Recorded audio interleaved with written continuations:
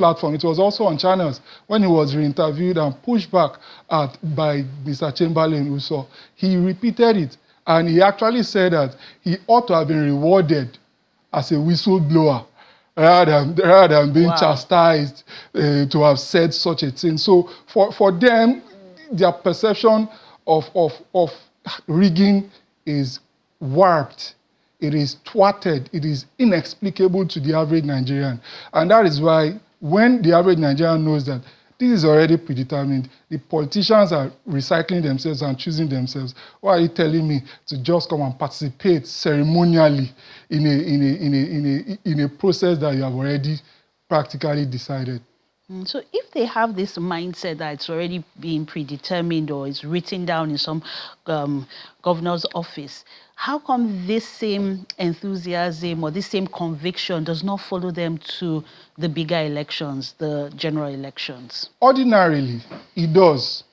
But for the last election, voter apathy was at an all-time low because the people they just had some strange form of hope. And of course, it showed everywhere. People were traveling into the country just to come and exercise their franchise. People were traveling from various cities back to their localities just to go and exercise their franchise. So ordinarily, it does too.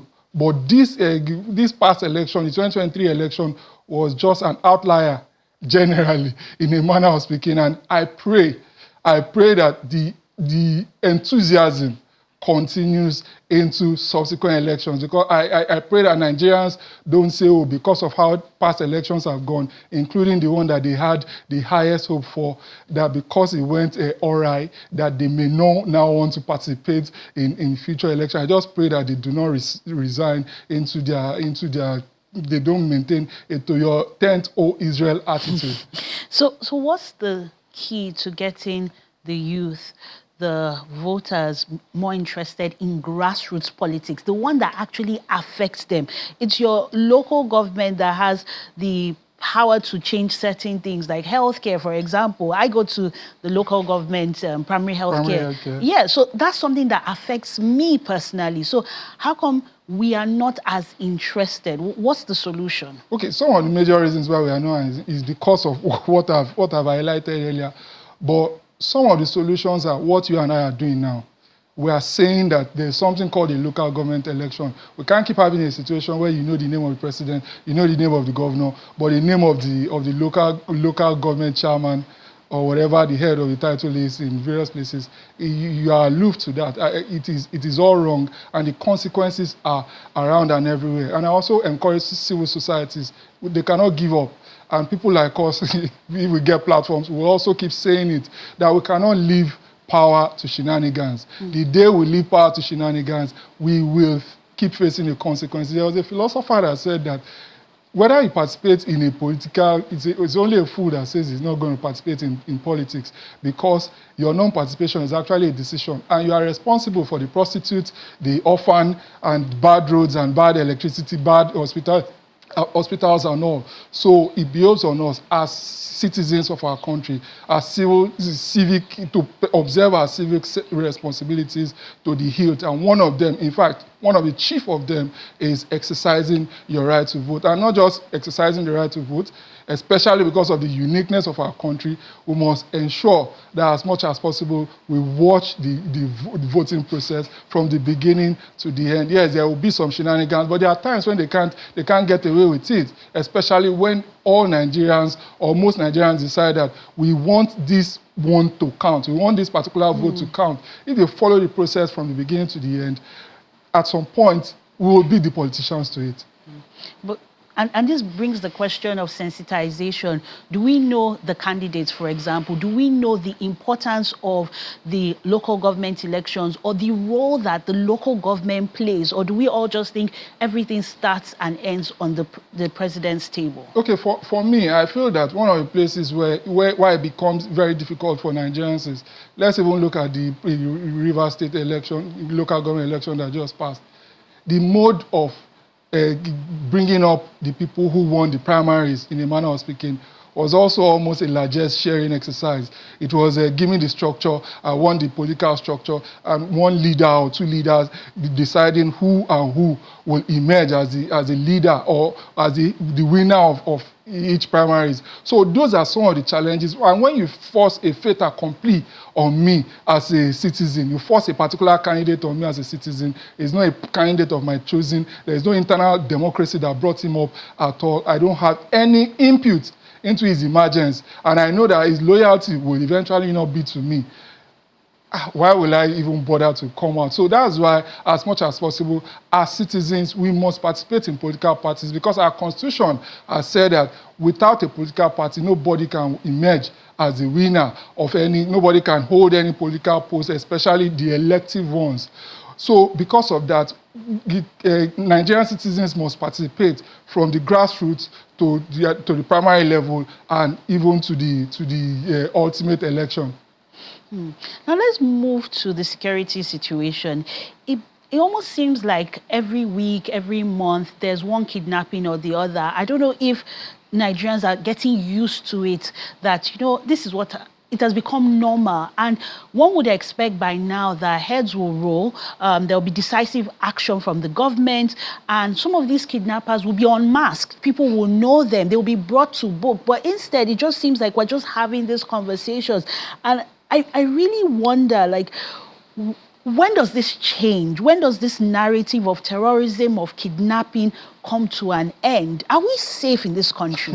Ms. Abella, I also share your optimism. I'm praying that at some point it should come to an end. While growing up, we used to see it at the tail of every news bulletin that somewhere in Afghanistan, somewhere in Iraq, this thing is happening. And to us, it's anathema. It's something that we couldn't even fathom at all. But somehow, somewhere, 2008 started creeping in until we practically have become, unfortunately, I must say, we are now desensitized to it largely. But we have to keep it back on the front burner to ensure that the fact that we are desensitized is not normal. We should not, under any guise, normalize it. We have heard the figures, and the figures are almost nothing against us. So I feel that as much as possible, under no condition should we be forced to lose our humanity, because the persons who are put in charge of the security of lives and property, pursuant to Section 14 and Section 130 of our Constitution. By 130, I'm talking about the role of the President as the Commander-in-Chief of the Armed Forces. Of course, we have Section 214 that talks about the Nigerian Police, Section 215, Nigerian Police, Section 217, the Nigerian military, and all the other accompanying agencies. They have, as far as I'm concerned, they have failed in their roles. That is why we have arrived, unfortunately, here, and it looks like it's not getting better. As a person, too, at some point, I was affected, even though not directly. My own uncle, too, was a victim of kidnapping in Nigeria, so it hit home. I understand it when I say it. So as much as possible, the people that are in charge of leading this country should not now leave themselves.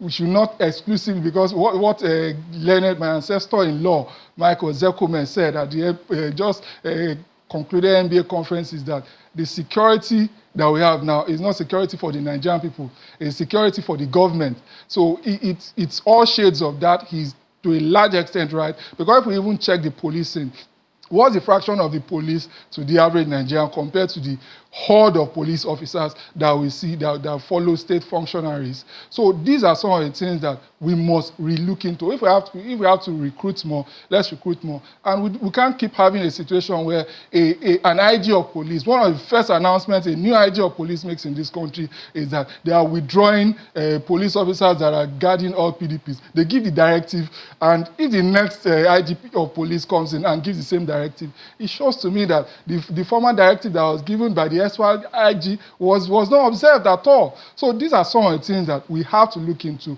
We must commit the political will to it. We must commit the resources to it in order for Nigerians to be the beneficiaries of the services that they elected the leaders for.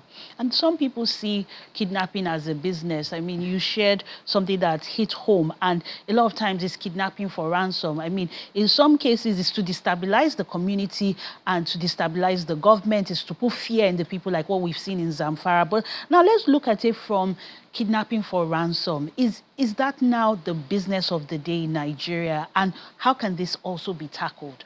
Okay, for me, I think that to a large extent, I'm reluctant to say that, yes, it has become a business, because when things are tough, sometimes it is the excuse that people use to go into drug peddling, and just mention all the crimes. And unfortunately, kidnapping too is gradually climbing up the list.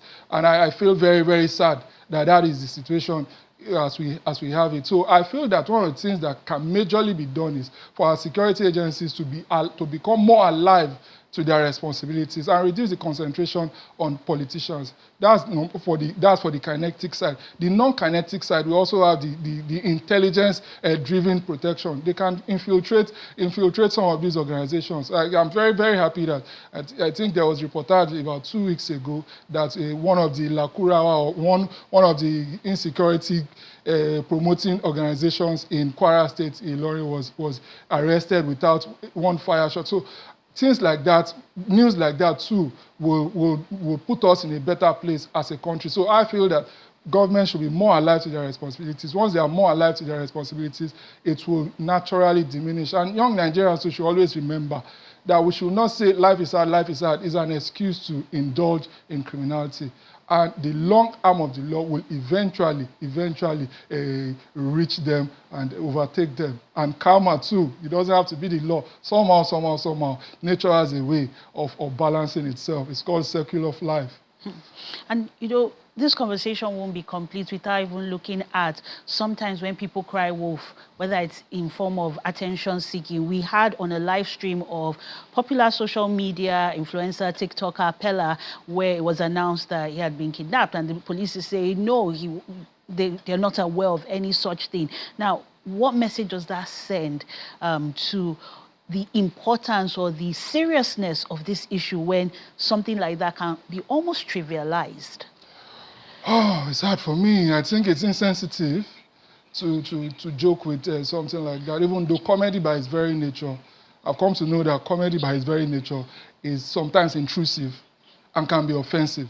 So I must admit that, not just in our country, but just mention it in other countries. They didn't see Donald Trump for 2 days in public. People have started tweeting, he's dead, and things like that. So to a large extent, freedom of expression and comedy can be very, very intrusive. But I solidly advise that persons who have been given positions of responsibility, like influencers, celebrities, or any other person that has a platform where they impact a lot of lives or impact a lot of I mean, this is a live stream that is viewed globally. So this is not just in your room, 10 people watching it. It's people forming opinions about the safety of Nigeria. And they are scared. And it's affecting them. And then how can this be deterred? What does the law say? Like, can you just cry wolf and say, oh, I'm being kidnapped on a live stream, and then everybody says, oh, we're just joking, and it's all vibes and laughter? I think it's greatly irresponsible. Why I'm trying to draw a fine, why I'm trying to walk a tightrope here is because there's a difference between if you are joking about something and if you actually arrange a false kidnap. The arrangement of false kidnap is a criminal offense. And of course, kidnapping by itself, depending on what state in Nigeria, because kidnapping largely is a state offense, just like murder. It's not a federal offense, it's a state offense.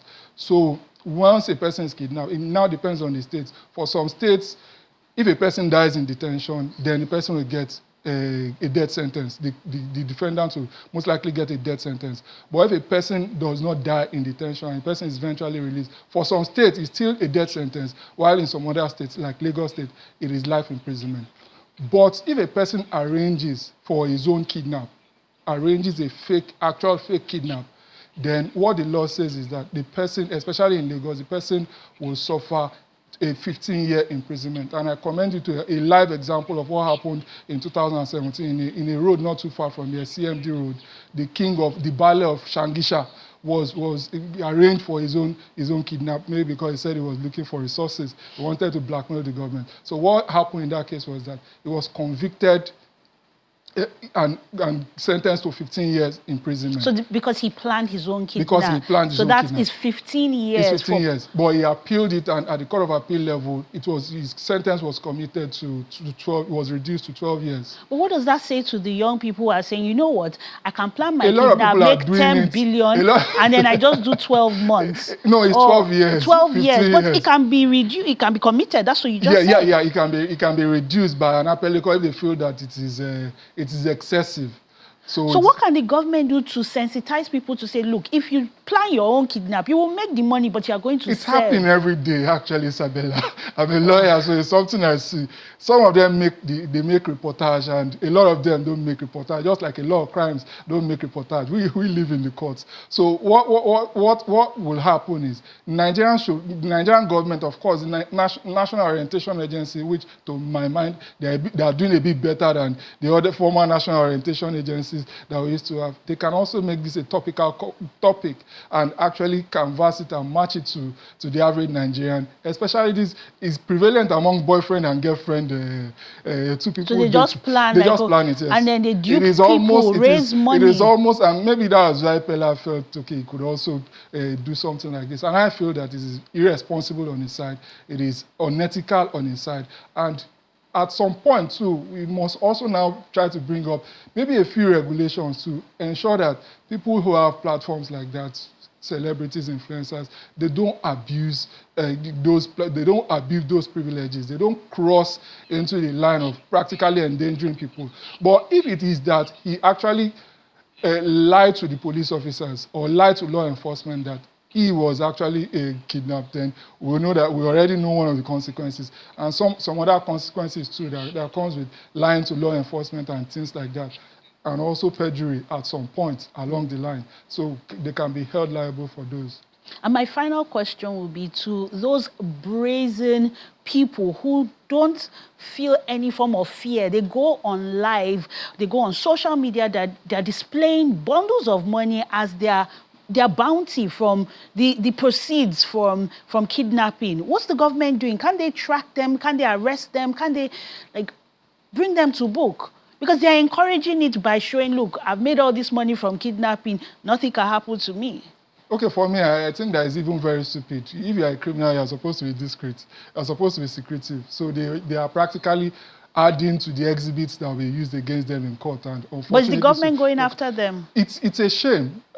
That's why I'm hoping, I'm praying like you that our law enforcement are actually alive to their responsibilities. Because when they are alive to their responsibilities, these people will not dare. I saw a situation like that too with the FBI in the US, and in a few moments the person was swooped upon. I pray and hope that Nigerian government too and law enforcement generally will be alive to their responsibilities and ensure that they make these people shows of shame and examples to discourage. Deterrence. Thank you very much for the loan of that amen. We can say amen to that prayer. Thank you very much, You're Justice welcome. Ejiado, for your contributions It's on my Rubbin pleasure. Minds. It's my pleasure. Thank You're you. welcome. We'll go on a quick break on Rubbin Minds. Please don't go anywhere. The show returns soon. Hey, hey, hey.